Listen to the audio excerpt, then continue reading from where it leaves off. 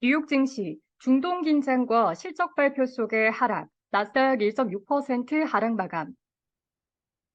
뉴욕 증시는 중동 지역의 지정학적 위험과 3분기 기업 실적 발표 속에 하락했습니다.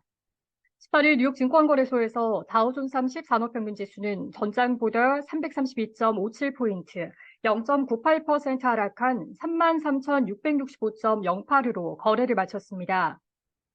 스탠더드앤드푸어스 S&P 500 지수는 전장보다 58.6포인트, 1.34% 떨어진 4,314.6으로, 나스닥 지수는 전장보다 219.45포인트, 1.62% 밀린 13,314.3으로 장을 마감했습니다. 투자자들은 중동의 긴장 상황과 기업들의 3분기 실적, 국채금리 상승세와 연방준비제도 당국자들의 발언 등을 주시했습니다. 전날 가자시티 병원 폭발로 수백 명이 숨지면서 중동의 긴장이 고조되고 있습니다.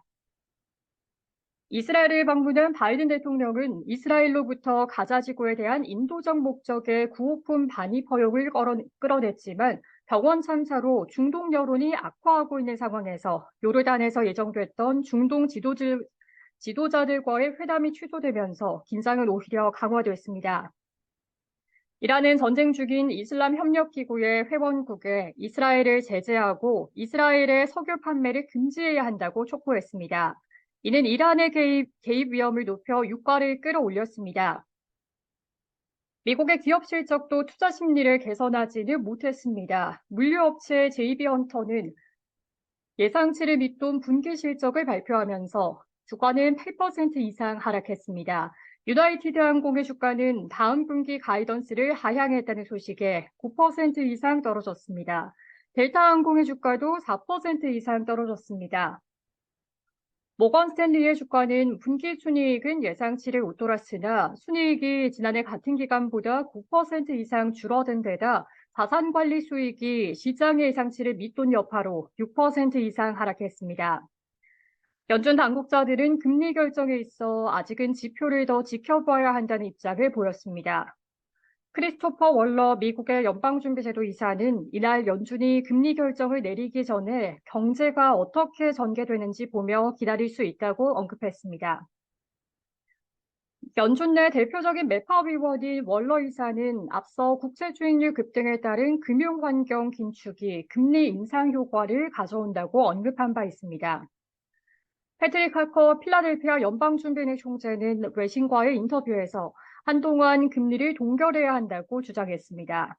하커 총재는 최근 연설에서도 인플레이션을 억누르기 위해 충분히 금리를 올렸다며 금리를 동결하고자 주장해왔습니다. 존 윌리엄스 뉴욕 연방준비은행 총재는 인플레이션을 2%의 목표치로 되돌리기 위해 금리를 한동안 제약적인 수준으로 유지해야 할 것이라고 언급했습니다. 그는 다만 금리에서 어떤 일이 일어날지는 말할 수 없다라며 장단기적으로 이 과정은 지표에서 일어나는 일에 달렸다고 언급해 다음 회의 결정은 지표에 따라 이루어질 것을 시사했습니다. 국채금리는 최근 소매 판매로 긴축 위험이 커진 데다 다음 달 예정된 제롬 파월 연준 의장의 연설을 앞두고 오름세를 보였습니다. 10년물 국채금리는 장중 4.93%까지 올랐고 30년물 금리는 5.03%까지 상승했습니다. 2년물 금리는 5.24%까지 상승했습니다. 10년물 금리는 2007년 이후 처음으로 4.9%를 돌파했습니다. 30년물 국채금리도 2007년 이후 최고치를, 2년물 국채금리는 2006년 이후 최고치를 경신했습니다. 미국의 신규 주택 착공은 3년여 만에 최저치 수준에서 다시 증가세로 돌아섰으나 시장의 예상치에는 못 미쳤습니다. 상무부 자료에 따르면 5월 신규 주택 착공 실적은 계절 조정 기준 전월 대비 7% 증가한 연율 135만 8천 채로 집계됐습니다. 지난 8월에 약 3년 만에 최저 수준으로 떨어졌던 신규 주택 착공 건수가 다시 증가세로 전환한 것이지만 월가의 예상치였던 137만 채보다는 적었습니다. 주택 공급이 부족한 가운데 국채금리 상승으로 주택담보대출금리는 수년 만에 최고치를 경신하고 있습니다. 미국의 모기지 은행협회 자료에 따르면 30년 만기 주택담보대출 금리는 6주 연속 올라 7.7%까지 상승했습니다. 이는 2000년 11월 이후 최고치입니다. 주택담보대출 수요도 금리 상승으로 1995년 이후 최고 수준으로 떨어졌습니다. S&P 500 지수의 11개 업종 중에서 에너지와 필수 소비재를 제외한 9개 업종이 하락했습니다. 자재와 산업, 임의 소비재와 부동산 관련주가 모두 2% 이상 하락하며 약세를 주도했습니다. 뉴욕 증시 전문가들은 지정학적 위험에 다시 주식시장이 반응하고 있다라고 말했습니다. 다만 금리는 경기 회복세와 긴축 우려에 오름세를 유지하면서 주가에 다시 압박으로 작용했다고 설명했습니다.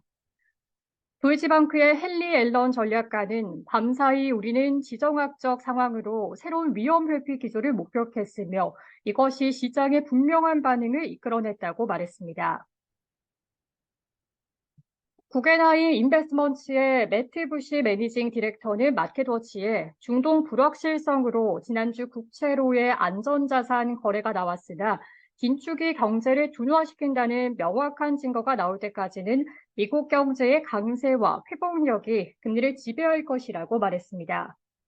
그는 미국의 재정 적자 확대와 기업과 소비자들이 쌓아둔 대규모 현금 등이 긴축에 따른 영향을 크게 상쇄해왔으나 이러한 요소의 수명이 끝나간다며 며칠 뒤 경제가 둔화하고 긴축이 영향을 미친다는 점이 더욱 분명해지면서 장기 금리가 아래쪽으로 떨어질 것으로 예상했습니다.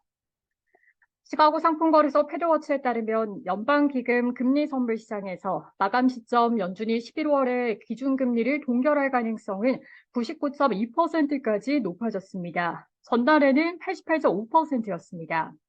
12월 회의까지 기준금리를 동결할 가능성은 59.2%, 금리를 0.25%포인트 인상할 가능성은 40.8%에 달했습니다. 시카고 옵션 거래소 변동성 지수는 전장보다 1.34포인트, 7.49% 오른 19.21을 기록했습니다.